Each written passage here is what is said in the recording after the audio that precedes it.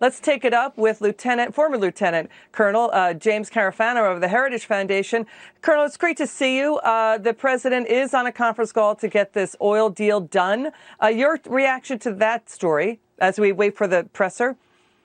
Well, I think one of the untold stories about the whole COVID response has really been the U.S. as global leader. I mean, we've so focused on the domestic story, and then we so focused on what China's doing around the world.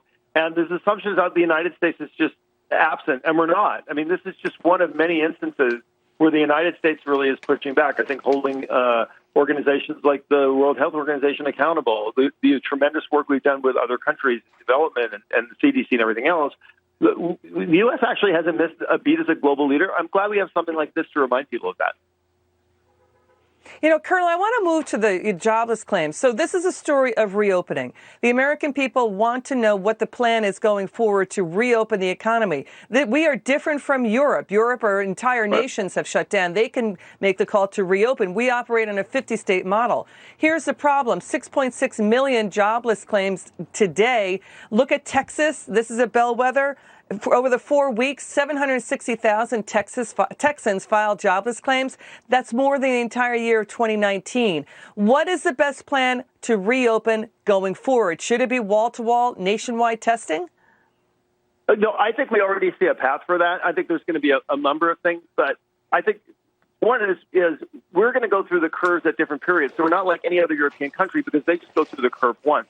So one of them is I do think we're going to be able to open regionally because as we have less hotspots and as people are less fleeing some part of our country to go to the others, I think regional is going to work. I think there are industries which are going to work. We're learning a lot of lessons from companies like FedEx and other companies that are working through the pandemic. How are they able to stay in business and keep people from getting affected? So I think industries are going to do that.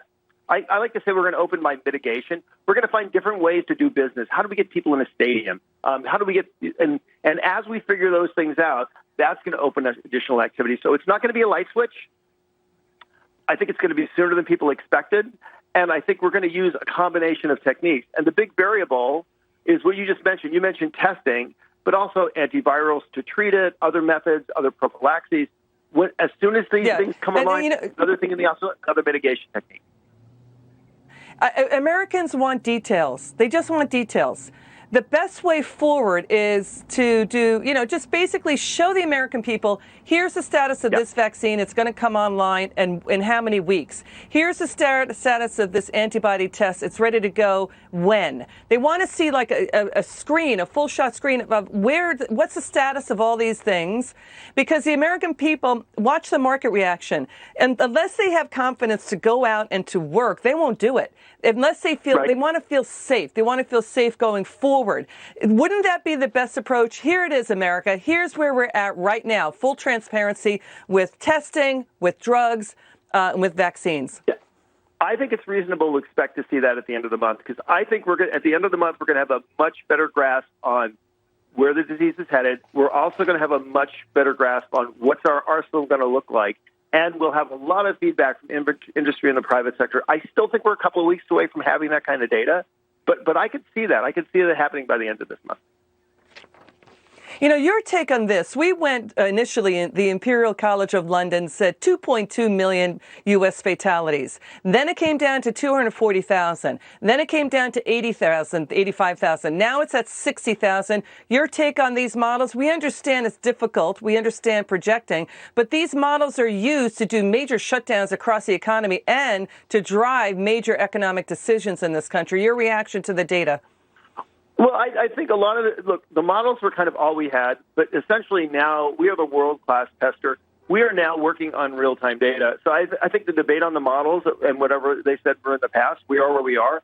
And the reality is now we're dealing with real day-to-day knowledge of the disease. So I think the importance of the models are really going to fade in importance.